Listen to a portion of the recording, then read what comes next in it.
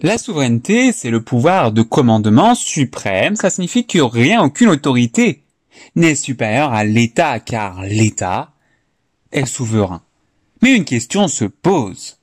Qui est titulaire de la souveraineté?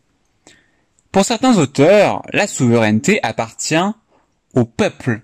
C'est-à-dire que cette souveraineté appartient à tous les individus qui forment et qui composent l'État. Dans cette conception-là, notons-le et c'est important, chaque individu a une fraction, a une part de la souveraineté. C'est à Jean-Jacques Rousseau que l'on doit cette théorie de la souveraineté populaire, qu'il a développée dans son célèbre ouvrage du contrat social qu'il a publié en 1762. Ainsi, pour lui, la source du pouvoir réside dans le peuple. Pour lui, la source du pouvoir, c'est le peuple. Le peuple est titulaire de la souveraineté.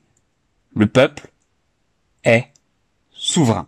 Selon Rousseau, la volonté générale doit être respectée. Le fondement même de cette volonté générale, c'est le peuple. Et donc, chacun des individus accepte librement de se soumettre à la volonté générale. Eh bien, la volonté générale, c'est tout simplement l'expression de la souveraineté populaire. Et donc, par conséquent, puisque chaque individu qui compose le peuple a une parcelle de souveraineté, a une part de souveraineté, chacun des individus peut participer à l'élaboration de la volonté générale. Et donc, ça signifie que la souveraineté populaire implique la démocratie directe. Je rappelle très rapidement ce que c'est que la démocratie directe. La démocratie directe, c'est un régime dans lequel les citoyens exercent directement le pouvoir sans l'intermédiaire des représentants.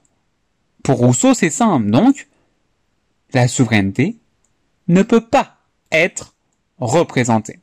Le peuple doit donc en principe exercer directement le pouvoir politique. Mais le truc, c'est que Rousseau, il est conscient d'une chose quand même, malgré tout, c'est quand même, il est très difficile d'appliquer à la lettre cette théorie parce que, en pratique, il est quasiment impossible que chacun des citoyens soit consulté sur toutes les questions relatives sur la gestion de l'État. Voilà. Hormis dans les très petits États, avec une petite population, les micro-États, il est impossible de réunir en un même lieu tous les citoyens composant le peuple pour adopter des lois. Rousseau avait alors songé à l'élection de ce qu'il appelait des députés commis, qui étaient élus pour exprimer la volonté du peuple. Cependant, et ça c'est important, ces élus ne peuvent pas s'écarter des instructions de leurs électeurs.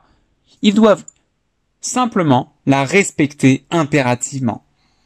Donc, ces élus sont investis, ces représentants sont investis d'un mandat impératif, et donc, dans un mandat impératif, l'élu, le représentant, n'est qu'un simple exécutant.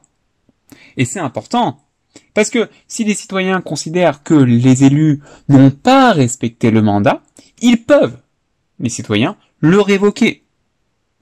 Par ailleurs, au moment de l'élection de ces députés, chacun des citoyens, chacun des individus qui forment le peuple, doit pouvoir exprimer sa part de souveraineté parce qu'il a une part, une parcelle de souveraineté. Concrètement, qu'est-ce que ça veut dire? Eh bien, ça veut dire que dans la souveraineté populaire, eh bien, le vote, c'est un véritable droit. Et que donc, en conséquence, le suffrage, il est forcément universel. Car tous les citoyens doivent pouvoir élire ces fameux députés commis, ces fameux représentants. Enfin, selon la théorie de la souveraineté populaire, le mandat des élus doit être court. Pour vérifier que les élus ont toujours la confiance du peuple, il faut que les représentants puissent se présenter régulièrement devant les électeurs. Voilà pour la souveraineté populaire et dans une autre vidéo, on abordera la souveraineté nationale.